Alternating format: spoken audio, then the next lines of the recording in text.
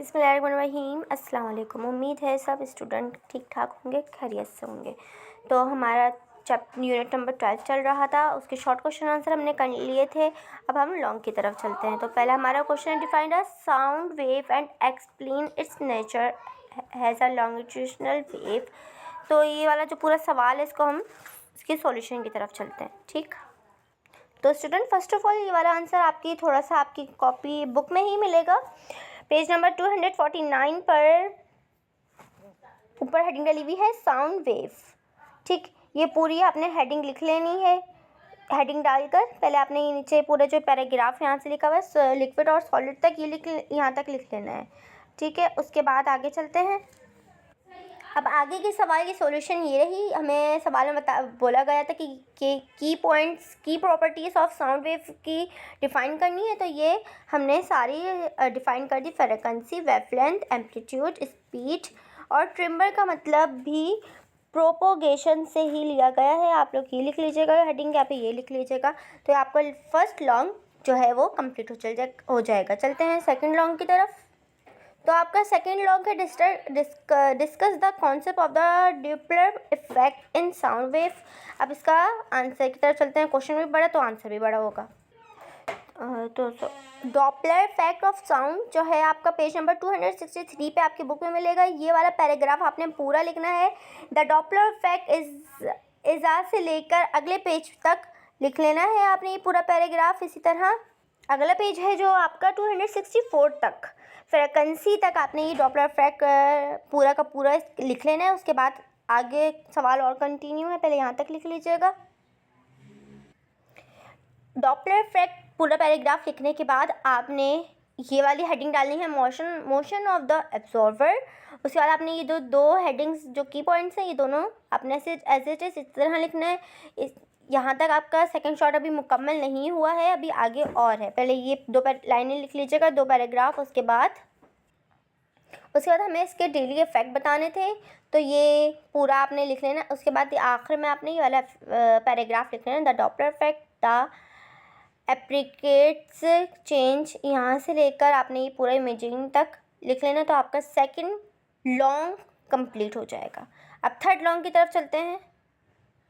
तो स्टूडेंट आपका third long है, what is standing wave, how they are produce. अब इसके आंसर की तरफ चलते हैं, ये लिख लीजिएगा। उसके बाद स्टूडेंट आपने वो दो हेडिंग लिखने के बाद इसकी हेडिंग डालनी है नोट्स की। उसके साथ ये 4 पॉइंट है, आप इसमें से कोई 3 भी लिख सकते हैं, कोई 4 भी, पूरे 4 लिखना चाहें तो 4 लिख लें। सर अभी ये और कंटिन्यू है, पहले आप ये लिख लीजिएगा ये वाली हेडिंग। उसके बाद फिर आपने एंटी नोट्स की हेडिंग डाल के ये वाले 4 पॉइंट लिख लेना। 4 लिखे, यहाँ पे 3 लिखे, यही है। ये हमारा क्वेश्चन नंबर 3 ही कंटिन्यू चल रहा है और अभी भी एक हेडिंग और होगी इसमें। तो उसकी तरफ चलते हैं। उसके बाद हमारा ये थर्ड लॉन्ग का लास्ट पैराग्राफ आपने वाली हेडिंग डाल लेनी है, relationship between notes spacing and wavelength. यहाँ से लेके पूरा यहाँ तक आप नीचे तक लिख लेंगे तो फिर आपका थर्ड लॉन्ग कंप्लीट हो जाएगा। अब चलते हैं फोर्थ लॉन्ग की तरफ। तो आपका फोर्थ लॉन्ग है, define the Doppler effect and derive the Doppler effect equation of sound wave and terms and relative velocity between the source. अब इसके आंसर की तरफ चलते हैं हम क्वेश्चन के। तो स्टूडेंट ये भी आपकी बुक में ही मिल जाएगा। अगर आपको यहाँ से ठीक से नज़र ना आ रहा हो तो अपनी बुक में आप क्वेश्चन नंबर 4 कॉपी कर सकते हैं। ये भी आपका उसी पेज नंबर 263 पर है, जो सेकंड लॉन्ग की तरह डॉपलर इफेक्ट ऑफ साउंड के आपने हेडिंग डाल लेनी है और आपने अपने फर्स्ट पैराग्राफ लिखना है 1 2 3 4 लाइन तक देखिएगा, रिलेटिव मोशन तक लिखिए। The Doppler effect is a phenomena से लेकर आपने रिलेटिव मोशन तक लिख लेना है फोर्थ। उसके बाद स्टूडेंट आपने पेज नंबर 264 पर लिखा है ऊपर मूविंग सोर्स। ये आपने इसकी हेडिंग डाली हो, तो इसके नीचे वाली की हेडिंग डाली हो, source is moving toward the absorb at rest.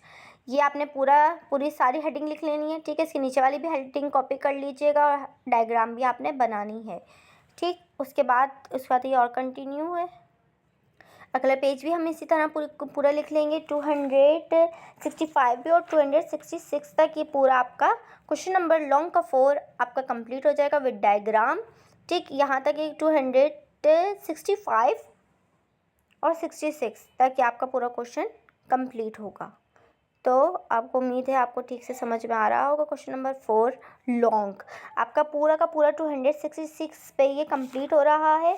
263 से लेकर 266 तक ये पूरी सारी हेडिंग्स में कंप्लीट हो रहा है, सिवाय आपने ये ऊपर वाली हेडिंग लिखनी change in observe frequency due to the relative motion of source, ये वाली हेडिंग नहीं लिखनी, बाकी आपने नीचे से लिख लेना है। तो आपका क्वेश्चन नंबर लॉन्ग का 4 कंप्लीट हो जाएगा। क्वेश्चन नंबर 5 की तरफ चलते हैं लॉन्ग के। तो क्वेश्चन नंबर 5 है define standing wave and explain how they are formed. अब इसके आंसर की तरफ चलते हैं।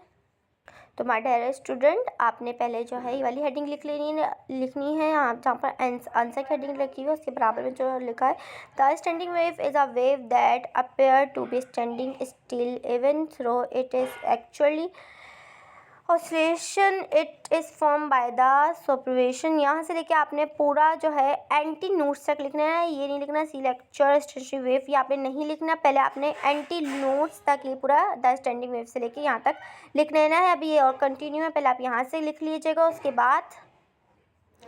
बाद ये जो स्टैंडिंग वेव आर फॉर्म्ड है ये यहाँ से लेके नीचे अपेयर टू बी फिक्स तक ये पूरा कंप्लीट हो जाएगा।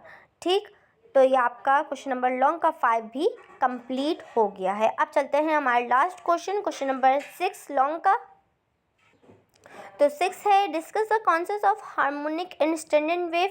इसका आंसर की तरफ चलते हैं क्वेश्चन। तो स्टूडेंट आपका क्वेश्चन नंबर लॉन्ग का 6 ये रहा, आपने यहाँ से लिख लेना हार्मोनिक स्टैंडर्ड वेव आर, यहाँ से लेके आपने पहले इंटीग्रल्स नीचे तक लिखना, जिस तरह हेडिंग डली हुई इस तरह लिखने। अगर आप फॉर्मेशन की हेडिंग नहीं लिखना चाहते तो आप इसको स्किप कर सकते हैं, इसको आप नहीं लिखिएगा। ठीक, और पहले आप ऊपर की हेडिंग लिख लीजिएगा हार्मोनिक इन स्टैंडर्ड वेव, यहाँ से लेकर डायरेक्ट अपोजिट डायरेक्शन तक। उसके बाद आपने रिलेशनशिप विद फंडामेंटल फ्रीक्वेंसी की हेडिंग डालकर द फंडामेंटल फ्रीक्वेंसी से लेकर इंटीग्रल्स तक लिखिएगा। अगर आप फॉर्मेशन लिखना चाहते हैं, उसकी हेडिंग लिखना चाहते हैं, तो आपकी अपनी ऑन मर्जी है, आपके ऑन चॉइस आप लिख सकते हैं, नहीं तो फिर आप स्किप भी कर सकते हैं। तो ये हमारा सवाल अभी कंटिन्यू है।